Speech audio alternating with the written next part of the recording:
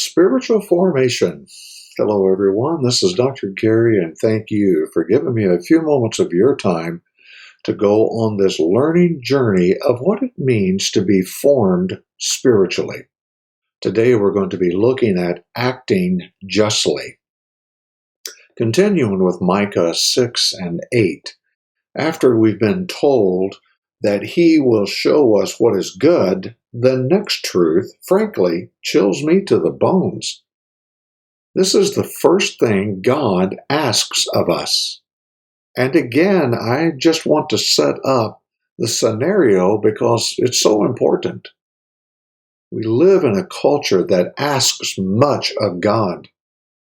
We live in a culture that wants to tell God how we should act, what He should do. And we are quick to call God to account if He doesn't do what we think He should do. If we think He should save everybody from a natural disaster, if we think that He should send everybody to heaven, if we think He shouldn't allow there to be diseases, we're quick to say, God, you have no right to do this. But Micah 6:8 completely turns that around. It says, He has shown you, O man, what is good, and He's going to tell us what that is. Is anything more fundamental to us than to know what does the God who created us demand of us? That's what we need to know. First demand that He makes is act justly. He made us.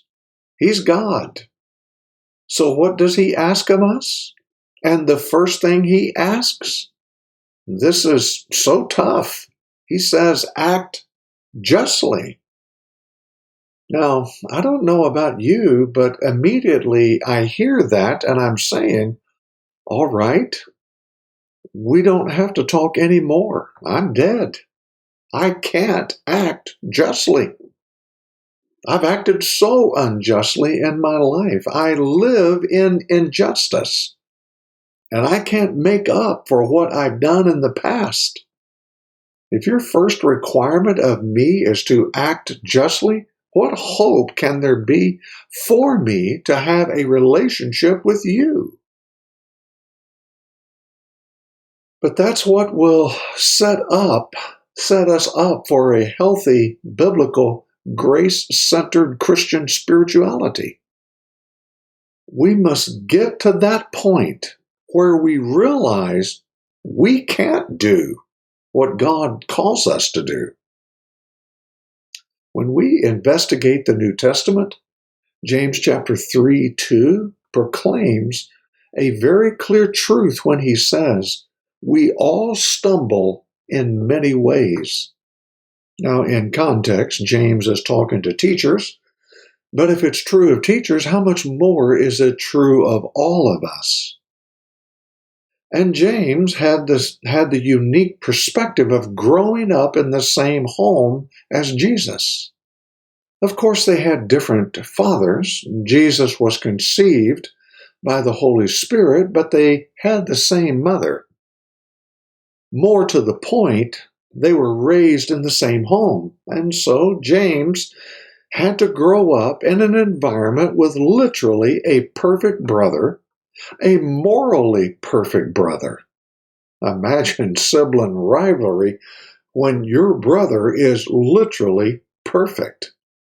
I can think at times it might have been very frustrating.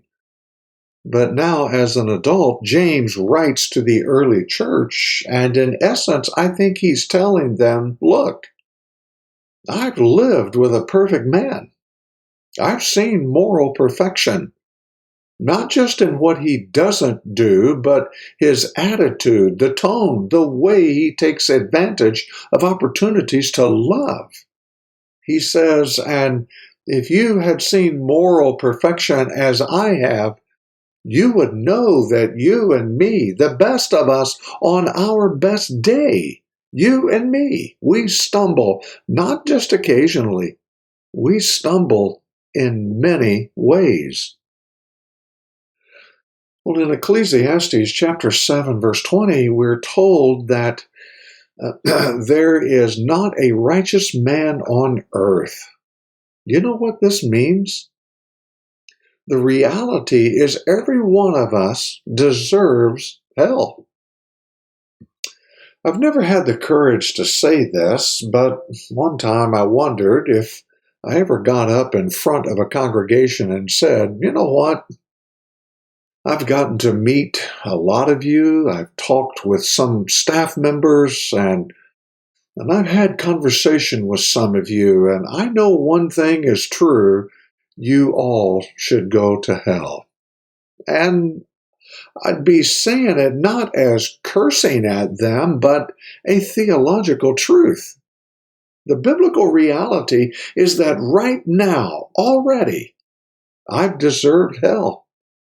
It's not as if God must wait until I die, measures up the good and measures up the evil, and if the first thing he asks of me is to act justly and I haven't, immediately I'm in trouble. That is what changes my view of Christian spirituality. If I realize that I deserve hell right now, not off in the future, but literally I deserve it right now, isn't it also true that anything less than hell is a pretty good day?